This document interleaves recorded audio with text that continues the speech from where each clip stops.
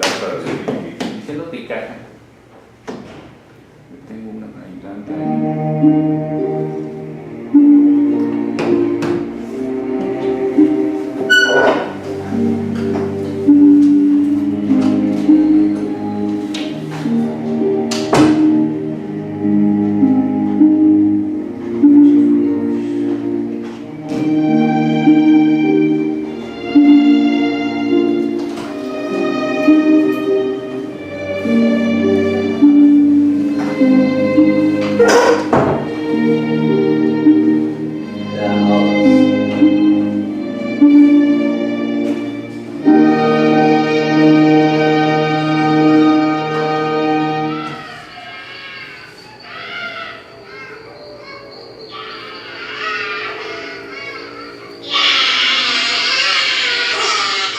Harvey was born into the world upside down, back to front, and was christened Harvek Miloš Krumpetsky.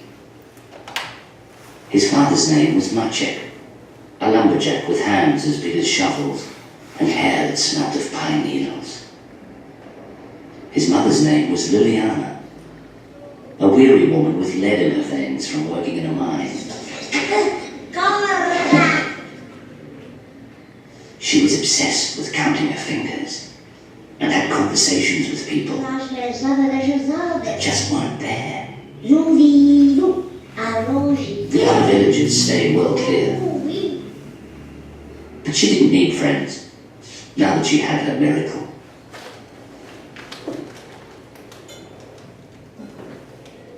Harvey grew strong and healthy. He had his father's ears and his mother's open heart. But soon, his parents began to notice peculiarities. He began to have odd twitches and liked to touch things with his index finger, for no reason at all. When he met someone, he had to touch them on the nose. The doctor said he had Tourette syndrome, a brain disorder that meant he couldn't control his impulses. It was like trying to control a sneeze. There was no cure or explanation. At school, Harvey was called a thick. His friend was Bogusz. Bogusz stuttered and had problems with his mucus. The other kids threw stones, and together they were tripped, teased, and tortured. Until Liliana pulled Harvey from school and decided to educate him herself. Although she was illiterate, she knew about facts and filled his brain with all sorts of stuff. An ostrich's eye is bigger than its brain. Butterflies smell with their feet. And elephants can't jump, no matter how hard they try. Every day he wrote more and more facts in a notebook he carried everywhere.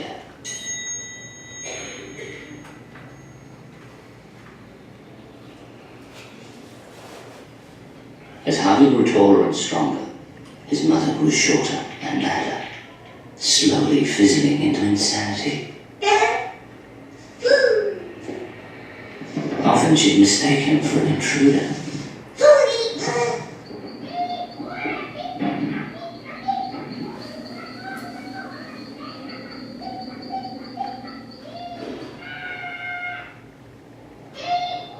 Harvey followed in his father's footsteps. He liked working with him, but at times felt he needed to be alone with his problems. He'd ponder the world beyond, wishing for things to change. And suddenly they did. He returned to find his home burnt to the ground. His mother had left a stove burning in the night, and Harvey found his parents nearby, frozen and nude.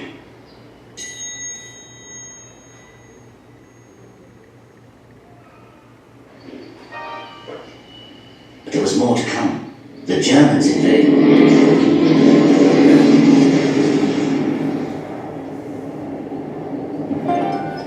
Harvey escaped and found himself on a ship bound for a place called Australia. His world was turned upside down and back to front. Again. Harvey ended up in a small suburb called Spotswood. He he rented a small house with 11 other migrants and tried to assimilate as best he could, changing his name from Harvey Krumpetsky to Harvey Crumpet. He got a job, and many years went by as he saved his money and tried not to indulge.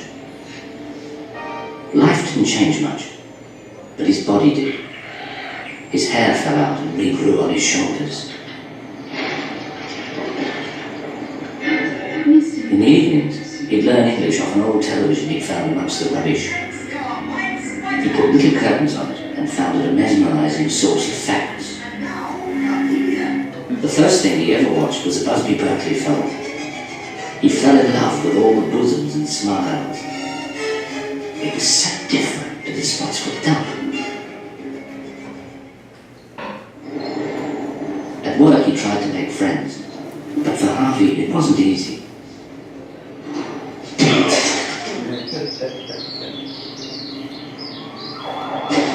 Harvey's skull had split in half.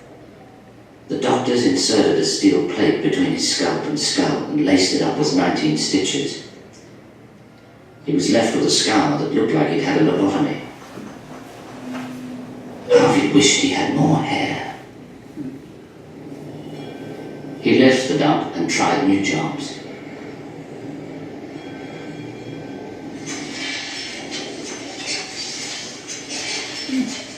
He seemed to get sacked a lot.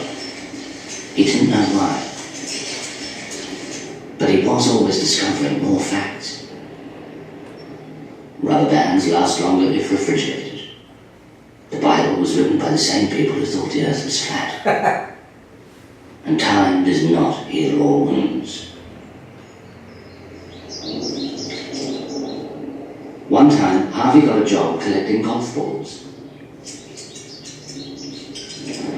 This is where he got struck by lightning.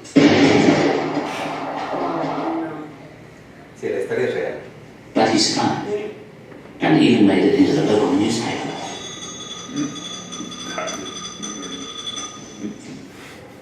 Harvey began to wonder how he'd survived so much bad luck. Maybe he was like a cat and had 9 lives. He thought he had about 4 left. Actually, the biggest threat to his daily life was the 28 cigarettes he smoked. He developed asthma, so went and saw his doctor. In those days, the dangers of smoking were not known. Dr. Greystanes recommended Harvey smoke even more. Smoke is soothing to the lungs, she'd say, just like steam in a sauna.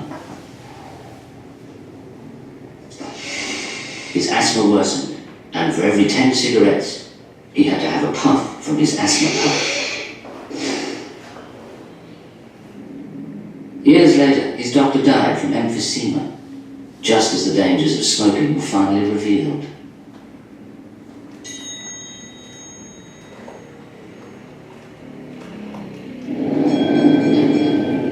Harvey kept collecting facts, and one morning discovered one about himself.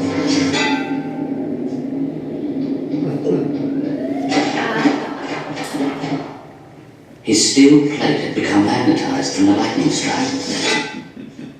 Harvey made the papers. Again.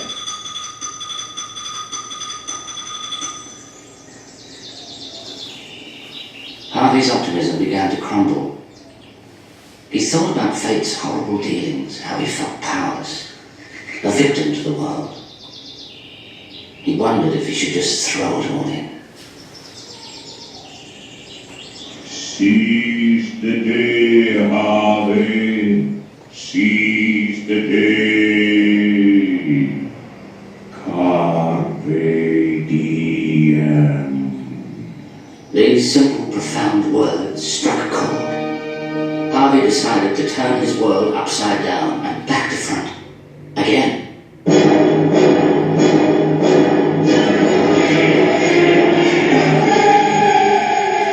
Believing in fate and did exactly what the statue said. He felt free and alive and joined a nudist group. He became a vegetarian and joined an animal liberationist society, liberating chickens and their eggs. Harvey didn't just seize the day, He was strangling it.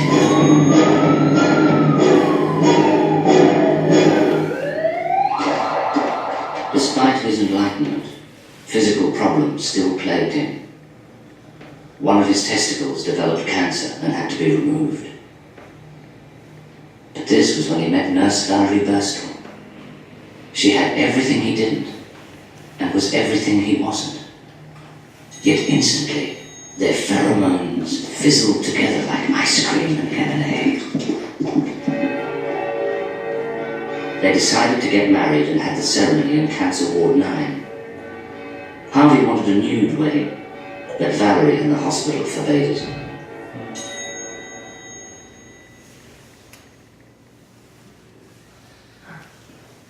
Harvey had lost a testicle, but gained a wife. He moved into Val's small apartment with her 2 cats and parrot, Brian. Brian had a parasitic disease which made his feathers drop out. Valerie was constantly knitting little jumpers to keep him warm. For some reason, the pets resented Harvey.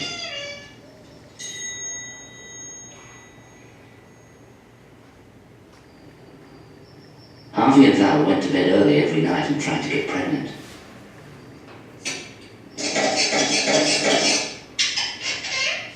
But there was not enough sperm in Harvey's lonely testicle, and he was declared sterile. They decided to adopt, and came across a little thalidomide girl. They related to her immediately, took her home, and named her Ruby after Val's mother. So little limbless Ruby, big bold Val, and magnetic Harvey became a family.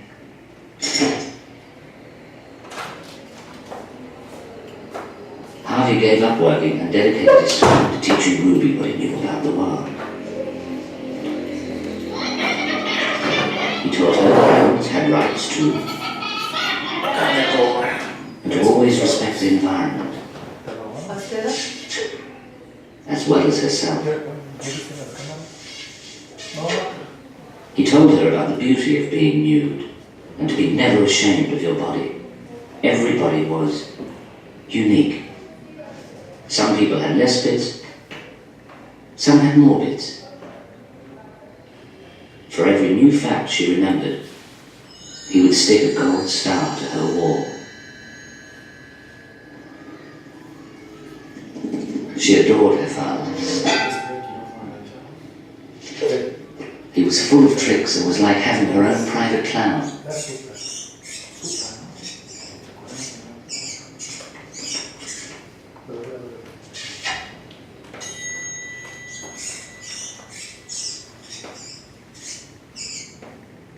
At school, Ruby excelled.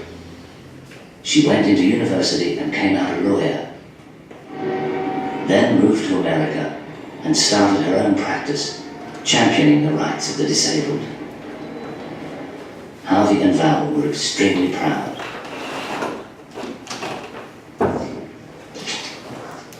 On Harvey's 65th birthday, Valerie's brain clotted, and she died. It was such a shock. She'd never been sick.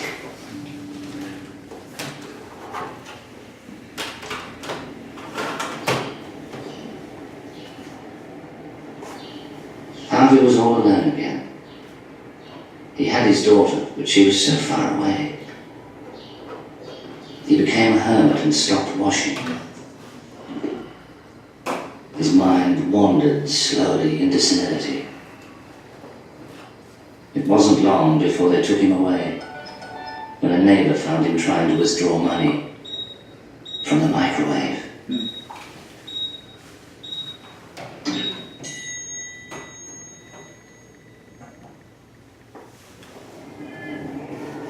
So began the last phase of Harvey's life at Pleasant Paddocks. He shared a room with a man called Hamish McRundle. Hamish looked like something off a tin of shortbread and had nostril hair that looked like he was housing a family of spiders. He was 94 years old and had given up the will to die. He also had Alzheimer's and had recently burnt his ear trying to answer the iron. Harvey and Hamish pretended to dislike each other. Harvey often stole Hamish's teeth, returned them, and then showed him where they'd been.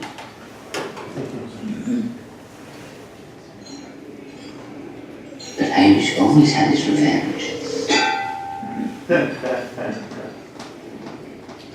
Sometimes they'd sneak alcohol into the home and put on drunken shows with knitted finger puppets the ladies were making for charity.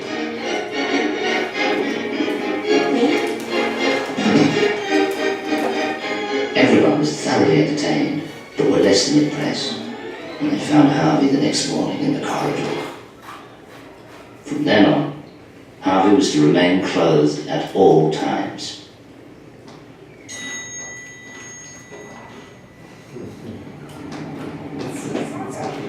Often Harvey escaped at night and took Hamish on animal liberation jaunts. They'd spray slogans on shop windows, and on their way home paint over teenagers' graffiti with their own sayings. Escaping Alzheimer's patients were a particular problem at Pleasant Paddocks. The staff would find them at bus stops waiting to go and see relatives, long dead. To solve this, they put an old bus stop in the home's garden, where the Alzheimers could sit for hours, waiting for a bus that would never come.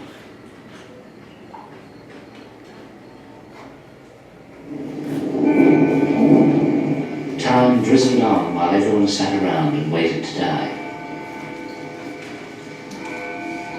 Harvey's Alzheimer's began to worsen as he slipped in and out of dream worlds, especially when the local church group visited. God is better than football.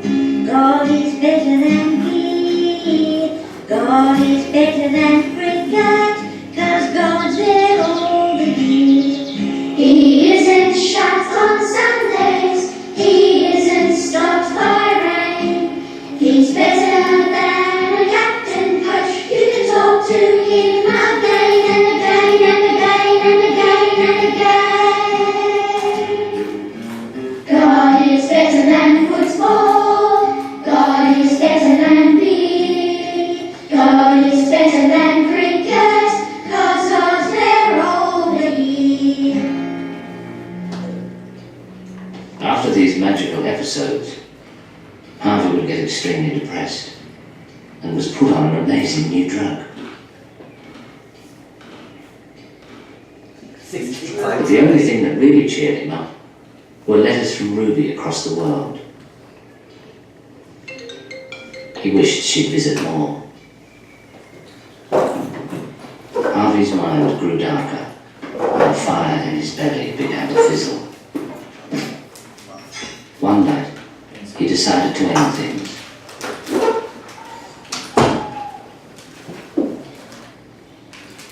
But life had one more challenge for Harvey. On the way back to his room, he came across a woman he'd never met. Her name was Wilma. She had a cancerous goiter and was embarrassed to leave her room during the day. She was waiting for death to hurry up. They sat and spoke long into the night.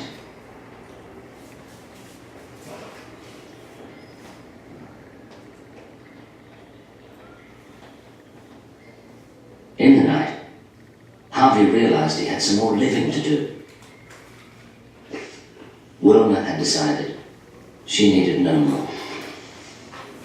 Thank you. Harvey was going to enjoy what time he had left. He took off his clothes and went and sat in the morning sun. It shone on his face and he smiled for the first time in a long while as he waited for the invisible bus. He knew it would never come, but he didn't mind.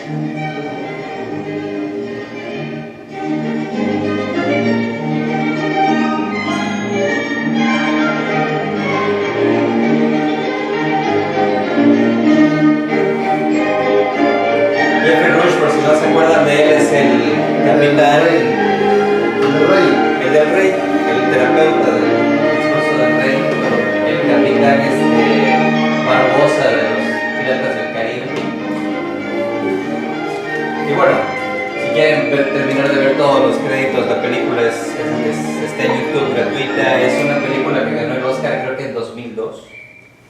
Es corto animado, obviamente. Es stop motion, o sea, es este tipo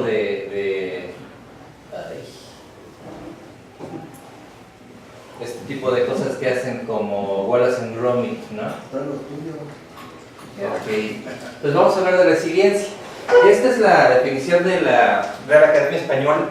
Realmente es nueva porque es una definición que no existía para la Real Academia Española. Y hay una razón para eso, es un anglicismo, ¿no? Es de estas cosas de que llaman, particularmente los gringos llaman latín chabacano, ¿no? Es un latín que no existía, pero a alguien se le ocurre que necesita una palabra y entonces es un neologismo, la inventan a partir del latín. Entonces, los romanos no usaban el término resiliencia, los gringos sí. Dice la RAE, ¿no? Del inglés resilience y derivado del latín resilience, saltar hacia atrás o rebotar, ¿no? Capacidad de adaptación de un ser vivo frente a un agente perturbador o un estado o situación adversos, capacidad de material, mecanismo, sistema de regresar a su estado anterior. La realidad es que es un término muy desafortunado. Lo más adecuado sería poner resistencia, pero como resistencia ya se conocía como algo muy diferente y además se le da una característica negativa en psicología, pues no se puede usar el mismo término. Ahora, básicamente los que la han descrito hablan de lo mismo, la capacidad de una persona o un grupo o una comunidad de afrontar adversidades y salir fortalecidos de ellos. La habilidad de saber construirse en cada ocasión un entorno afectivamente seguro desde el que explorar el mundo. Y esto nos trae a colación prácticamente a todos nosotros. Gente desterrada, gente que desterró, que se tuvo que reconstruir en otro lado, por deseo, por necesidad o lo que fuera. No solo es un fenómeno que observamos a nivel individual, sino que además también es grupal, y entonces vamos a tener comunidades resilientes. Y particularmente las comunidades resilientes son algo que a los gobiernos no les gusta, porque generalmente son comunidades que se oponen al sistema que los anula, y entonces ellos se oponen, y es donde hay conflicto, ¿no? Una adaptación positiva más crecimiento es lo que la mayoría de los autores han señalado. Sin embargo, los principales factores que favorecen la resiliencia son los mismos que nos dan felicidad. ¿Qué nos da felicidad? Esa es una cosa muy individual, pero realmente esto fue lo que puso en discusión a la resiliencia en los últimos 15 años. Cuando el constructo resiliencia, cuando la idea de la resiliencia se empezó a trabajar hace muchas décadas, realmente no es nuevo, se habló de que cada persona traía una dotación de resiliencia y era imposible aumentarla, ¿no? Entonces hablábamos de genética. La sesión pasada, pues Carlos reclamaba, no tiene chiste hacer broma sobre el asunto porque no está, pero reclamaba pues que se lamentaba de que se reduzca todo a genes y neuronas y etcétera. Bueno, justamente este es el área que no se reduce a genes y neuronas. Lo que podemos hacer con nuestra personalidad. Ya traemos una dotación, pero podemos encaminarla de diferentes maneras. Entonces se pensaba que la dotación de resiliencia era una e inamovible, inmodificable. Recientemente se dijo que no. El oxímoron, ¿conocen ese término? El oxímoron es un término muy interesante y vamos a platicar de eso de una manera indirecta, pero primero quise tocarlo de una manera directa. El oxímoron es un concepto, es pedirle al cerebro que piense en dos términos opuestos y que sin embargo signifiquen algo. Por ejemplo, muerto, viviente, de todo un poco, ¿no? Ángeles del infierno, y ahí están un montón de ejemplos que pueden revisar. Son opuestos que al usarlos en el lenguaje terminan haciendo algo. ¿Por qué es importante esto? Porque el cerebro entiende el lenguaje como realidad, aunque entienda que es una fantasía o que es una mentira. El cerebro se forma una imagen de esto que estamos diciendo. Yo no puedo pensar en un muerto que está vivo, pero puedo entender a qué se refiere un poeta si me dice es que era un muerto viviente, ¿vale? Otros ejemplos literarios de Augusto Monterroso: mis libros están llenos de vacíos, había el soldado una como graciosa torpeza. En el tutorial para hacer canciones de Arjona. ¿Ah, sí? Sí, sí. Ah, no. Ah, bueno, ok, sí. El viaje a ninguna parte de Fernán Gómez. Ok. Pero entonces, primero, la resiliencia, no con ese nombre, como la quieran llamar, existe. Es de reciente inclusión en la Real Academia Española, es más antigua su inclusión en el Larousse. En el inglés, prácticamente en todos los diccionarios, la APA, la American Psychiatric Association, lo define como el proceso de adaptación, de adaptarse bien ante la adversidad, encarando la adversidad, trauma, tragedia, amenazas, etc. Y significa bouncing back, ¿no? Es rebotar. Caímos y en lugar de caer como piedra y quedarnos ahí, en medio del lodo, rebotamos aunque haya lodo. La capacidad que tienen los cuerpos para volver a su forma original luego de haber sufrido deformaciones producto de la fuerza es su acepción en física. Hace unos meses comentaba yo aquí lo que es estrés. Y hubo una discusión, no, es que estrés es un concepto de física, resiliencia también. Latín resilio, que significa rebotar, ¿no? La capacidad de dar y recibir afecto es la verdadera fuente de la resiliencia, dice Cyril Nick. Sólidas y significativas relaciones. ¿Qué significa esto? Básicamente, el intercambio de emociones nos va a favorecer tener mayor resiliencia. Hay una excepción. El trastorno de personalidad esquizoide, el trastorno de la personalidad esquizotípico. En estos trastornos la persona es muy adaptativa, pero no le interesa ni el contacto humano, de hecho le desagrada, ni el contacto humano, ni le interesa el intercambio de emociones. Pero esto, va de nuevo, no es algo estadísticamente común, ¿vale? En esas personas su resiliencia no va a estar basada en el intercambio de emociones. Y sólidas y significativas relaciones, por favor, si ustedes son de las personas que tienden a decir, es que yo tengo muy pocos amigos, pero son muy buenos, o tengo muchos amigos, pero pocos son muy buenos, cambien el pensamiento. Muchos amigos y muy buenos. Eso genera resiliencia, y lo que generamos y hacemos todos los días le enseñamos a nuestros hijos, para los que tengan hijos o los que piensen tenerlos. La capacidad de un individuo o de un sistema social de vivir bien y desarrollarse positivamente a pesar de las difíciles condiciones de vida, y más aún de salir fortalecidos y ser transformados por ellas. Probablemente el ejemplo más famoso de nuestro país es el Chapo. No nos gusta, pero es un sujeto que salió fortalecido de las adversidades. Un ejemplo histórico muy famoso, Benito Juárez.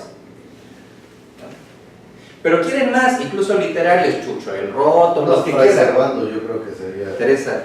Ajá. Más. Bueno, entonces son los conceptos de diferentes autores. Ahora, el asunto, y esta era la discusión, no, es que naces con ella. No, sabemos ahora que se construye, aumenta la resiliencia. Y entonces, los componentes de la resiliencia, es decir, los ingredientes con los que vamos a fabricar resiliencia es aumentar nuestras competencias sociales. Aquí yo estoy fregado. Yo nací tímido, me desarrollé tímido, vencí la timidez, vivo con ella, pero la controlo, y ahorita que estoy envejeciendo, estoy otra vez volviéndome intensamente tímido, lo cual es un problema. ¿Qué tengo que hacer? ¿Guardarme mi timidez? No, tengo que aumentar mis competencias sociales. Tengo que salir y equivocarme e ir aprendiendo cómo funcionar mejor en sociedad. Ahora estoy en una sociedad nueva, tengo que aprender a adaptarme a esta nueva sociedad. No es que haga yo lo que a la gente le guste. Yo me pongo de ejemplo para no decir ustedes, ¿vale? Eso se hace mucho en el consultorio, debe hacerse en el consultorio, para que el paciente no se sienta agredido. La resolución de problemas, es decir, ir a resolver los problemas. Los problemas nunca van a durar. Y esto es una máxima. Si un problema de plano vemos que no, hay que soltarlo y a la fregada, ¿no? Pero el problema puede eternizarse si nosotros aplicamos soluciones que no lo resuelven. Entonces, ser eficiente en la solución de problemas es importante para construir esta resiliencia. Autonomía. Mientras más nos mantenemos a la sombra de algo o en la dependencia con algo, dependencia no es malo.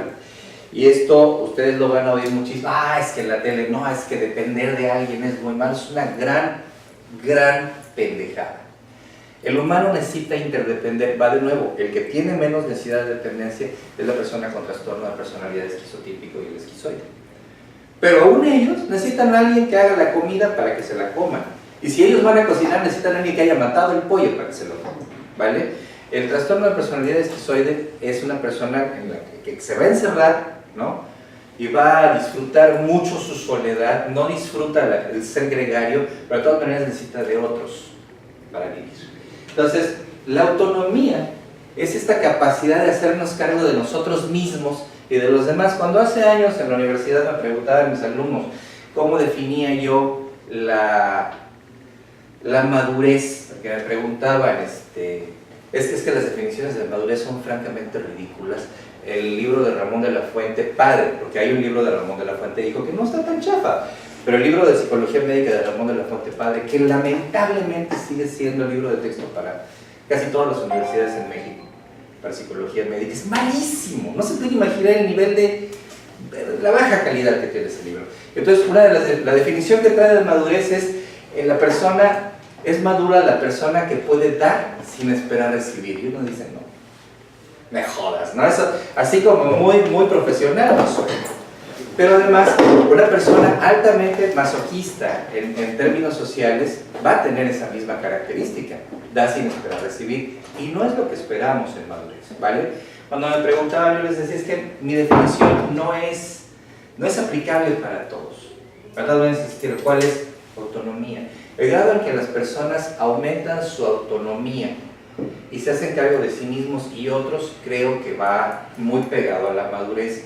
Pero tiene que ver con lo que se espera socialmente de una persona.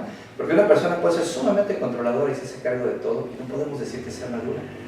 O una persona ha perdido capacidades físicas y ya no se puede hacer cargo de sí misma mucho, entonces no podemos decir que sea inmadura porque perdió la pierna, ¿no? Entonces son definiciones que cuestan trabajo, pero en la medida en la que aumentamos nuestra autonomía, aumenta nuestra resiliencia. El sentido de propósito y futuro, ¿para qué estoy aquí? Y el sentido de propósito y futuro es muy interesante, podemos cambiarlo cuando se nos antoje. Y también esa novedad construye resiliencia. Y entonces, ¿qué es lo que según Suárez Ojeda va a permitir que tengamos esto? ¿No? Aumentar ya son como conductas, la introspección, la independencia, la capacidad de relacionarnos, la iniciativa, yo me aviento, no me espero, me aviento, el humor, bromear, aguantarse las bromas. Ahora estamos en la época del anti-bullying, ¿no? Entonces todo bullying es horrible, sí, pero no tanto. Y entonces tolerar una pequeña cantidad de burla, de sarcasmo, de ironía es muy bueno. Y nosotros usar socialmente una pequeña y respetuosa cantidad de ironía y sarcasmo es fantástico. Y esto es algo a lo que hemos llegado en estas exageraciones de proteger. Entonces, no, el bullying es muy malo, sí, bueno, su contraparte también es muy mala, la sobreprotección. Ok, la creatividad, ponerse a hacer cosas, la moralidad, aunque me choque. El tener códigos morales, códigos éticos, hace que la persona se construya más a sí misma. Darle al otro el lugar de un legítimo otro, eso se reduce en una palabra, altruismo. Si yo pienso en el otro como un otro, no como alguien que es secundario a mí o accesorio, el otro tiene los mismos derechos y tiene el derecho a ser respetado. Y entonces yo asumo también mi derecho a ser respetado. Capacidad de desarrollar destrezas para acrecentar la resiliencia. Es decir, todos tenemos una cantidad de destreza, pero como con cualquier cosa, mientras más lo aplicamos, más aprendemos. Ok. Entraña riesgos. Lamentablemente, cualquier concepto del que se puede abusar va a ser abusado. Sobre todo se puede usar para negocios. Todos estos asuntos de la atracción, el decreto, la actitud ganadora, la programación, incluida la programación neurolingüística, no pasan de ser charlatanería. Son charlatanería. Entonces, este es el riesgo. Cuando caemos en estas charlatanerías, ¿no?, nos podemos ir por caminos que nos van a hacer más infelices. De todas maneras, probarlas, teóricamente no tendría ningún problema si las probamos por un ratito. Ok, tenemos una dotación genética, entonces suponemos que va a ser heredada, y tenemos los factores epigenéticos van a ser los más determinantes, obviamente, para construir. Traemos una dotación, la podemos aumentar. Estamos inmersos en un ecosistema, y entonces nuestro ecosistema nos va a determinar parcialmente. Por supuesto, les hablaba yo de la resiliencia que puede observarse en el Chaco, pues su ecosistema modificó la forma en que tú expresó su resiliencia. Cualquier persona que vive en Ecatepec, en las casas pintadas por el último gobernador, sabe que su situación es muy diferente a la que vive una persona en Cozumel. ¿Vale? O sea, estamos hablando de que el ecosistema es bastante determinante, pero no completamente. La resiliencia se puede enseñar. Y entonces, las bases, es decir, las necesidades físicas, salud, alimentación, sueño, no es que para que haya resiliencia grande tiene que haber esto. Pero si la vamos a enseñar, primero nos debemos ocupar de esto. Es decir, la persona tiene que estar alimentada, cubierta, protegida. Y entonces, aquello de que no, es que para que se haga más fuerte y machín, ¿no?, vamos a ponerlo a que crezca el castigo. No. Cuando queremos enseñar resiliencia, exponer a una persona a la agresión, siempre va en contra de lo que queremos enseñar. Aunque creamos que sí, que no, está bastante estudiado este asunto. Entonces, una vez cubiertas sus necesidades fundamentales, fíjense qué importante, qué trascendente es esto en un albergue de niños. ¿Vale? En un orfanato. Descubrir un sentido, es decir, ¿para qué vas a hacer las cosas que vas a hacer? En esto va muy de la mano con lo que hacen en las escuelas del sistema Montessori, ¿no? ¿Para qué vas a hacer lo que vas a hacer?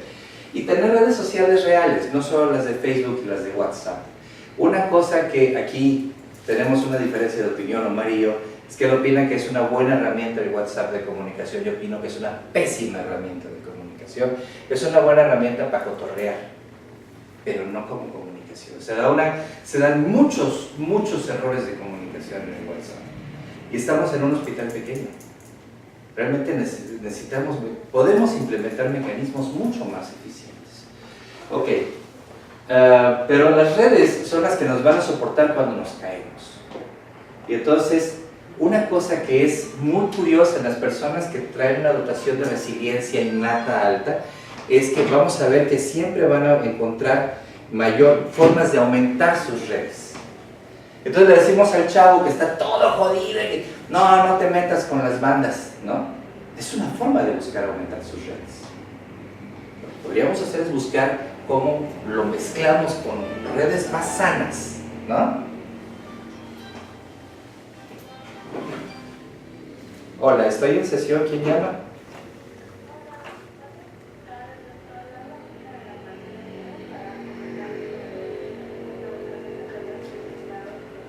Ajá, ya no se necesita, ¿lo consiguieron? Por favor, bueno, mira, perdona por apurarte, pero estoy dando la sesión, entonces por favor consíguelo, aunque lo usemos en otro paciente, ¿vale? Es muy importante que lo tengamos, si podemos tener 2 o 3 ampolletas sería bueno. Gracias. Entonces, perdón, del almacén. Entonces, desalentar la formación de vínculos sociales no debería ser, no es una buena idea, pero podemos poner a la mano de la persona mejores vínculos sociales más deseables, ¿no? Cuando se quejan de que los médicos tomamos mucho alcohol, porque es una queja muy común, ¿no? Es que los médicos toman mucho alcohol, ¿qué le pones a la mano al médico para que esté mejor? Aquí, en el hospital, yo no me imagino que ese día de la cafetería si nos trajéramos, si se asociaran con los del coffee break, ¿no? En el hospital español, cuando yo llegué a hacer el internado, del cual después me rajé, pero cuando llegué a hacer el internado, me llevé la gran sorpresa de que tenían en la sociedad de médicos, y nadie la usaba, una hermosísima mesa de billar, ¿no? Una sala con mesa de billar en un hospital es una cosa muy eficiente. En la escuela de medicina, mi escuela es bastante mala, en la escuela de medicina, pero la quiero, en la escuela de medicina, de repente a alguien se le ocurrió así, poner una mesa de ping pong ahí, soltarla y las paletas. Primero, nadie se robó las raquetas, de hecho aumentaron la cantidad de raquetas. Nadie se robó las pelotas, la mesa no se deterioró, lo cual es mucho pedir en Veracruz, ¿no? Y la gente porque se reunía a jugar ping pong, y los maestros y los alumnos, y era una cosa muy impresionante. Ok, la autoestima, competencias, humor. Por cierto, ¿cómo se refuerza la autoestima? Poniéndose frente del espejo y diciéndose, qué bonito soy, cómo me quiero. No. La verdad es que puede funcionar poquito, pero es muy poquito. ¿Cómo se refuerza la autoestima de alguien? Haciendo que se divierta. Es que es una tontería, pero la gente no lo hace. Ok. Competencias, y no se trata solo de desarrollar las competencias que tienen, sino de conocerlas. ¿Para qué eres bueno? Una de las cosas que sirve mucho a las personas cuando están en depresión es preguntarles, oye, ¿para qué eres bueno? Para nada, doctor, soy una porquería. No, algo te sale bien. Y entonces, vamos a ver qué fue. Ah, mira, eres muy bueno haciendo esto. Ponte a hacerlo, por el amor de Dios, ¿no? Hay quien es bueno bailando, hay quien es bueno actuando, hay quien es bueno cocinando. Ok. El humor, ya lo platicamos. Otras experiencias, sobre todo las experiencias devastadoras, tienden a dejar una huella, una herida, y después de la herida viene una cicatriz. Pero darle sentido a esa cicatriz es muy importante. Finalmente, así como que este autor, que es Baristenda, lo pone hasta el pináculo de la casa, que se construye desde los cimientos hasta la parte más alta, el amor, del cual ya hablamos la semana pasada. Básicamente, si tenemos a un niño que tiene todo esto cubierto, y esto aproximadamente cubierto, pero está sumamente arropado emocionalmente, va a sentirse seguro. Pero hay de casas a casas, hay de situaciones a situaciones. Curiosamente, aunque uno pensaría que en estas condiciones es donde la resiliencia se da menos, la verdad es que sí, se da menos, pero suele ser mucho más dramático. Es mucho más visible, nos brinca. Ok, ahora, hablando de heridas, particularmente importante en el abuso sexual, incluso, voy a decir algo que es muy molesto para muchas personas, pero espero que para ustedes no. La violación es horrible, pero la violación normalmente deja poca secuela, aún maltratada, aún erróneamente tratada. El estupro, que es sin violencia, que es una seducción, curiosamente deja mucho más huella, mucho más lesión que la violación. El estupro generalmente viene callado y el estupro se convierte en una especie de vergüenza para el resto de la vida de la persona, de señalamiento o de ridiculización. Entonces, cosas como el estupro, en el que hay una herida, pero psicológicamente sigue funcionando mucho tiempo, la revictimización, son cosas que hacen que se eternice el daño. El daño ya no está, pero el daño sigue haciendo daño por la victimización. Entonces, nuestros sistemas actualmente buscan que la víctima siga siendo víctima. Tendríamos que buscar que la víctima deje de ser víctima. ¿Cómo se hace eso de manera directa? Usando la fantasía.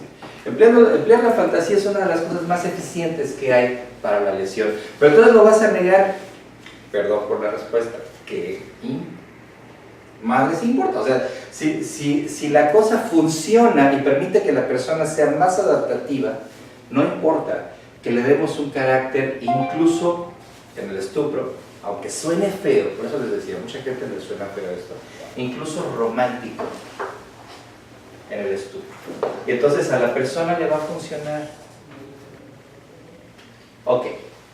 La representación del golpe, del daño a través del arte, de la poesía en el arte, o del odio, del enojo, del graffiti, o sea, yo creo que, independientemente del deseo de impresionar de los dibujantes de la película The Wall, ¿no? Yo creo que hay mucho de expresión, de enojo, de dolor, de desencanto con el mundo cuando uno ve esa película.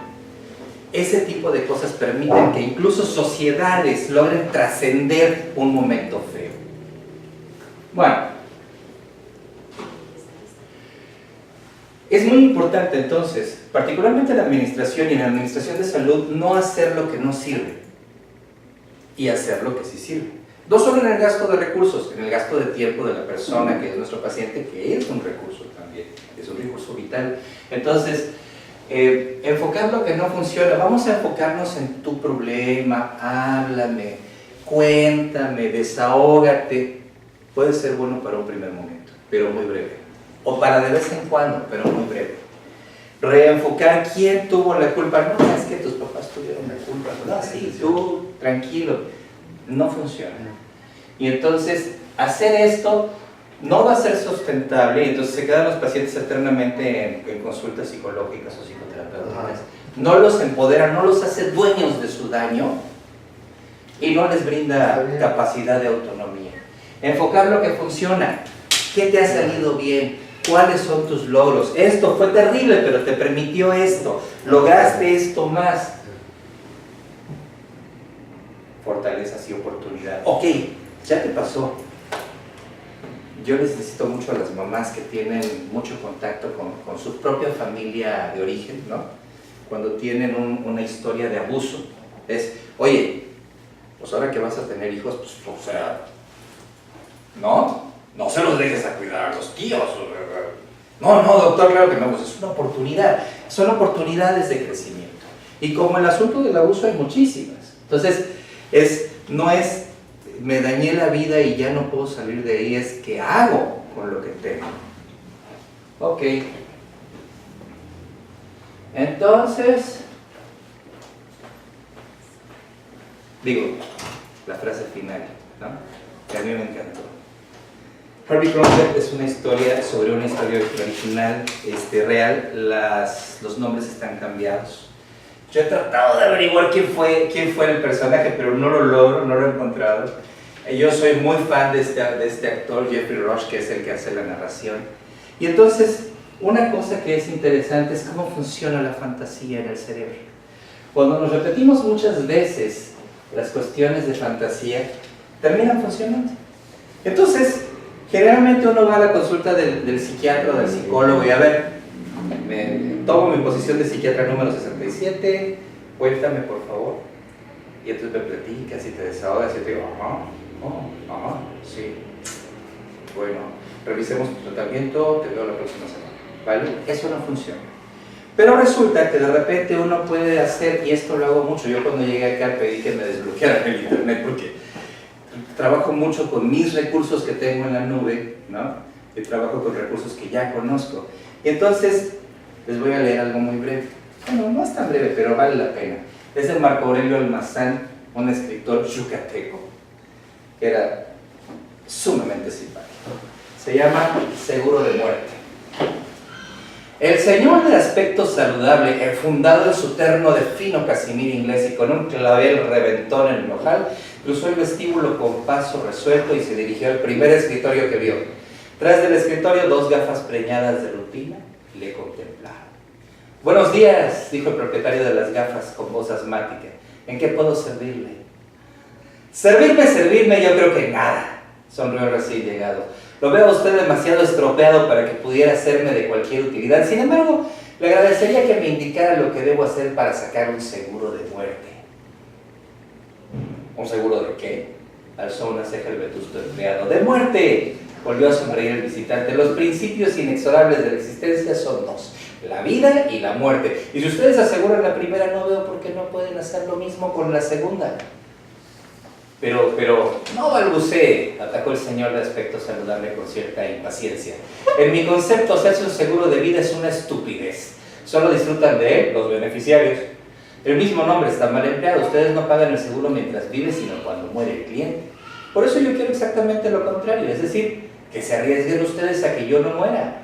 Tengo 69 años de edad, muy bien bailados, padezco de cirrosis, perforación intestinal y úlcera en el duodeno. Además de un foco canceroso en ambos riñones, totalmente inoperables, mal vertebral de POT y asma crónica desde que terminé el bachillerato. Esto no es una clínica, observó el empleado. Ya lo sé, y usted no es un vendedor de seguros competente, haga favor de anunciarme con el gerente de la empresa. Momentos después el gerente recibía en su despacho al señor de aspecto saludable. Me informa Rodríguez que desea un seguro poco usual, por decirlo menos, dijo el gerente, juntando las puntas de los 10 dedos. Por lo poco que he tratado al señor Rodríguez, sonrió una vez más el cliente, sentándose en un sillón forrado de cuero, puedo darme cuenta de que no rebuzna, porque hasta para rebuznar se necesita cierto talento. Lo que he solicitado no tiene nada de extraordinario. Deseo un seguro de muerte. Un seguro de muerte, repitió el gerente. Sí, señor. Después de todo, los seguros son algo así como una apuesta mutua, al igual de las que se cruzan en el frontón o en el hipódromo. Antes se cruzaban las apuestas en el frontón México.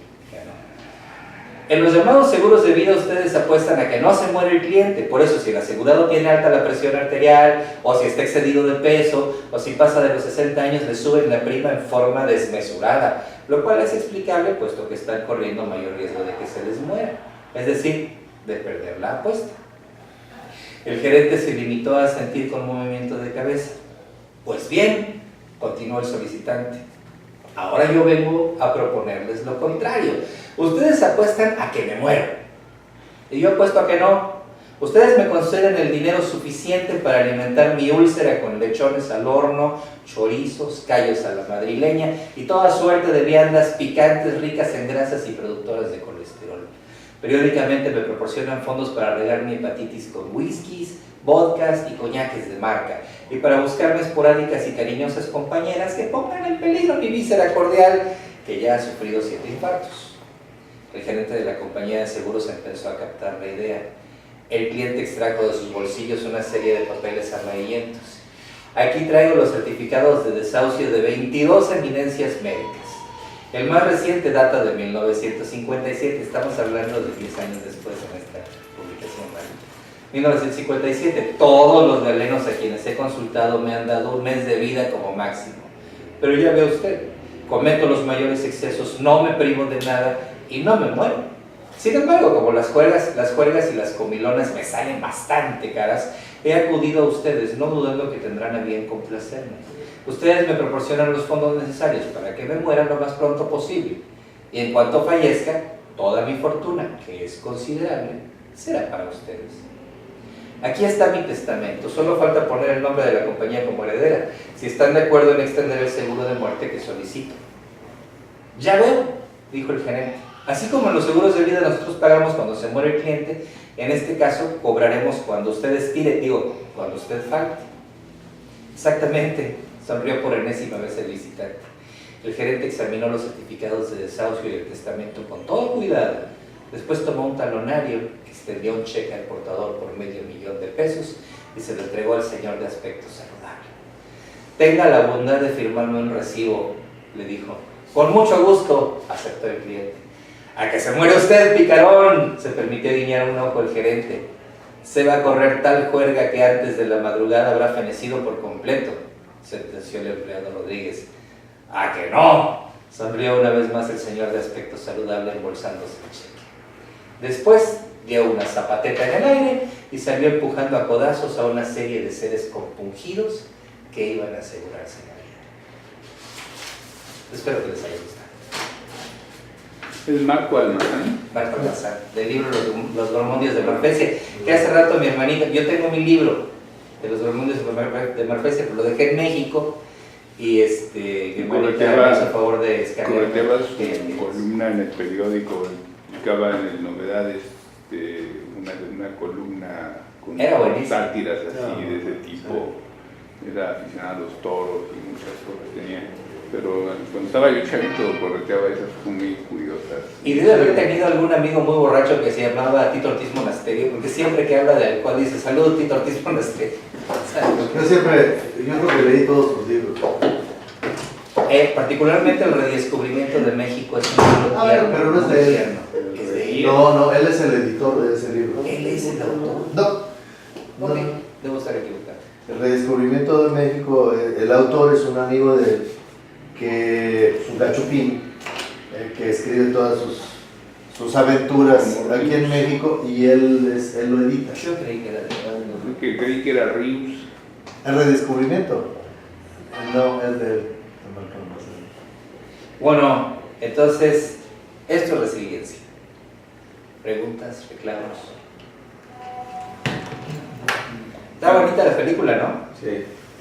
Sabes,